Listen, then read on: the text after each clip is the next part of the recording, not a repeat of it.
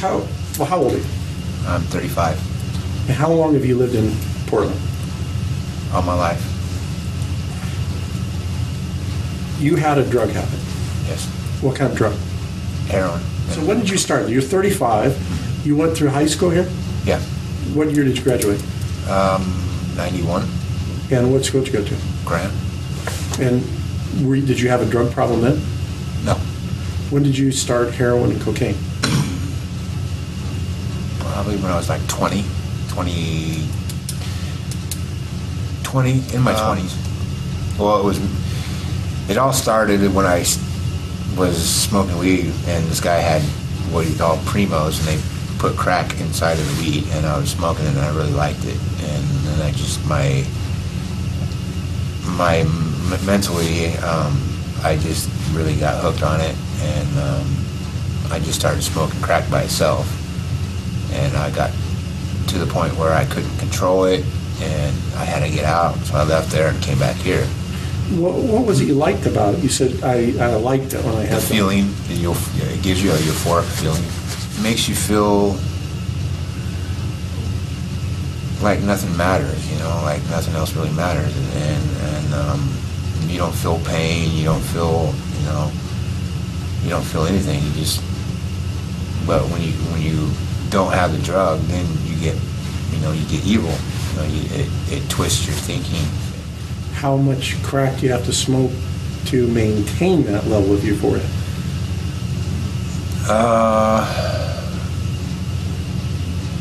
I would say I had to do it daily. It's worse with crack. I say worse with crack because once you take that hit, you're chasing. They say chasing the dragon. You're chasing that hit. Tell me what chasing the dragon means. It's like when you take one hit off of a crack pipe and you hit the crack, that feeling, you like that first feeling, and you're automatically you want when you take another hit, you want that same high, and you don't get it. You're not gonna get it. You never will, unless you ever. You just never ever. So your first hit is the best. Yeah, and that's why crack addicts keep smoking it, is because they're trying to get that high that they had that they first experienced. And that's why there's a lot of people out there that are just smoking, crack. They like that first high, and then they're chasing it. And that's what they call chasing the hit, chasing the dragon. See, I've done probably every drug there is, crystal, heroin, and I think when I came back to Portland, I got. Hold on just a second. Why? Why? I didn't really ask myself that question, and if I can give an answer, it's just I don't. I think what it was is the pain, the eternal pain I had from my family background, and I didn't think I deserved to be here, and I felt like I betrayed my family, and I felt that my family lied to me a lot, and being in a dysfunctional family, that's what caused me to get into trouble. I'd say I did a few crimes here and there. I've been, I was addicted to that as well, and addicted to the crimes? Criminality, yeah. It was a rush in itself, just to see if you can get away with it. And what kind of crime? Mainly breaking in the car. Okay, so car prowls? Car prowling in the parking garage. How many car prowls would you do a day to facilitate your habit in the beginning? 2 or 3. Towards the end? 15, 20. 15, 20 a day? From the time that you case the car, you decide to do it, you break the window, you're in, you get your things, and you leave, how long?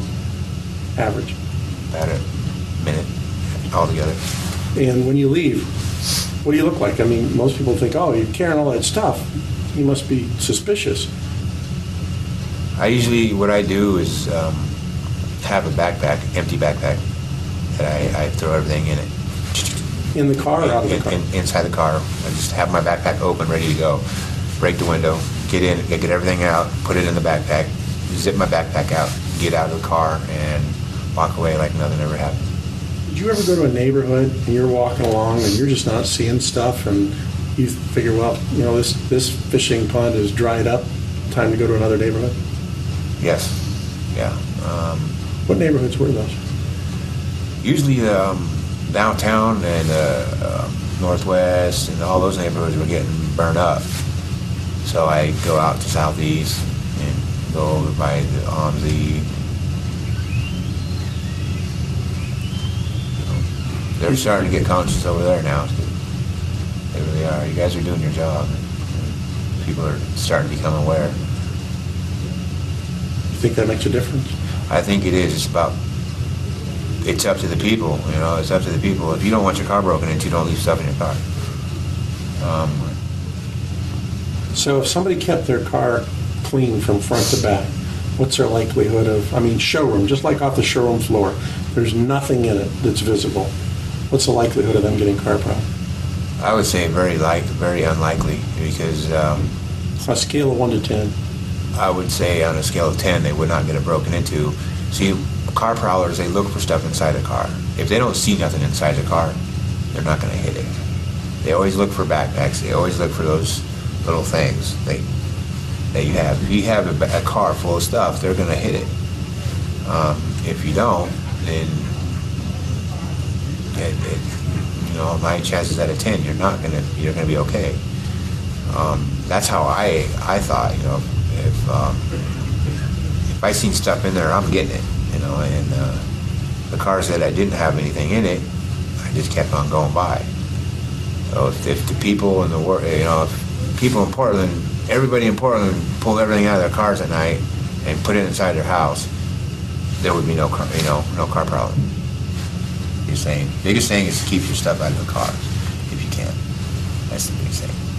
Biggest thing. Because I preyed on people that left things in their cars. So. And I know car prowlers, so that's what we look for. Bruce, thank you very much. Really appreciate it. Any other questions?